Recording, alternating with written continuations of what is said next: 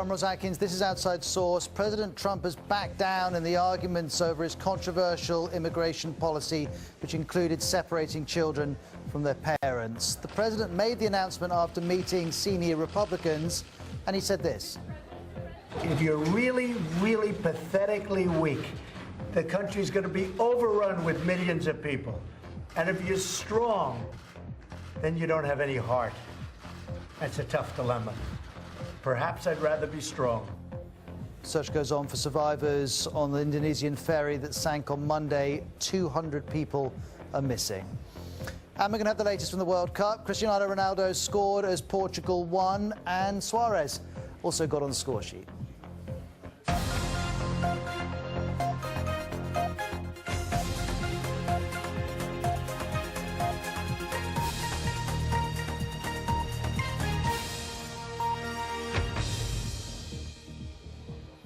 Donald Trump and his supporters have spent the last week or so saying that separating children from their parents is justified because it will help stop illegal immigration.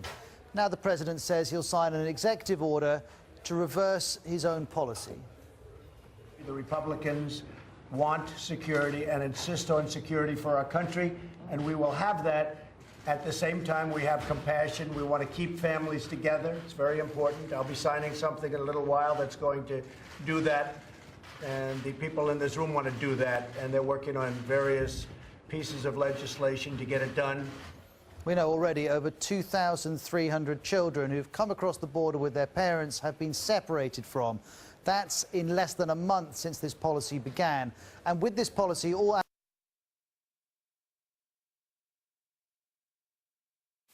four living former First Ladies, the current First Lady, Melania Trump, the Pope, the UN, most Americans, according to the polls, and the list goes on and on. And the pressure is coming in many forms. For instance, here's the president being heckled by Democrats.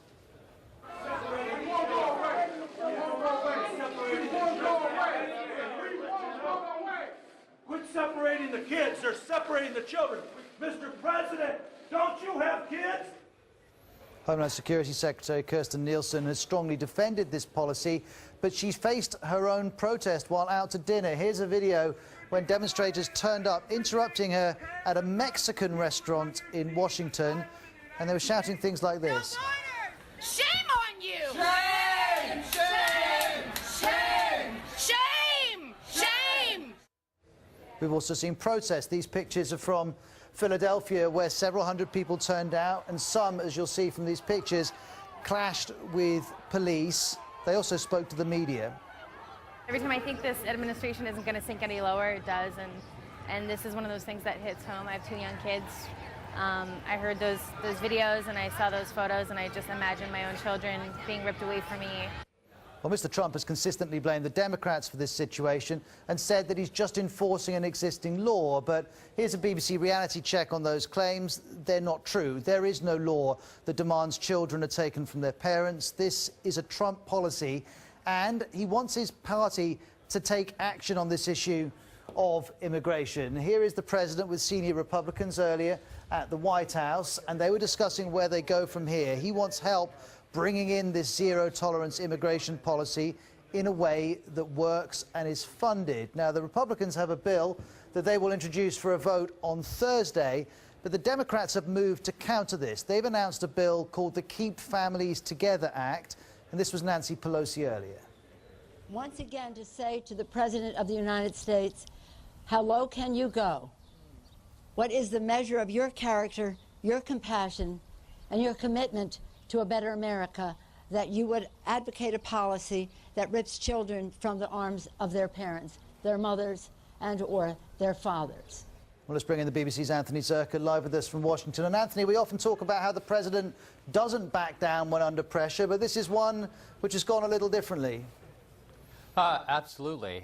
We've seen Donald Trump announce policies that were unpopular at the time, and people thought this was it for Donald Trump. He was definitely going to back down. The Muslim ban being probably the most prominent of those. He stuck by his guns, and it ended up he had Republican support, and he became president running on policies like that. This one's a little different, and part of the reason is, as you mentioned, there was outcry from within his own ranks.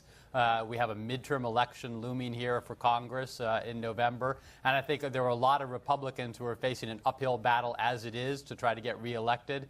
And this was cutting against them in districts where they rely on immigrant support, where they rely on independents. And the polls showed that while Republicans generally continue to support Donald Trump, independent voters were very much against this policy. So they were facing a political reality where they had to find some way of backing down from the ledge. And Donald Trump, with this announced action, diffuses a situation he created, but diffuses it a bit and makes it a little bit more manageable for Republicans going forward. Now, Anthony, as we talk, I just want to show the viewers some pictures of new detention centres being built near to the border with Mexico. What happens now that this policy has changed? Does that mean some of these centres will no longer be required? Well, what we've heard so far, and we have not seen the text of the executive order that Donald Trump is signing yet, but reports are what Donald Trump is going to try to do with this is detain the entire families, not separate the children from the parents, which is what they said they had to do because the adults were getting charged with the crime, illegal entering the U.S., and the children couldn't be charged, couldn't be held in the prison system. They had to be moved to other facilities, and that was mandating, according to Donald Trump and his supporters, mandating dividing up the families. Now what Trump is going to try to do, it appears, is detain the entire family for the duration of the time it takes to either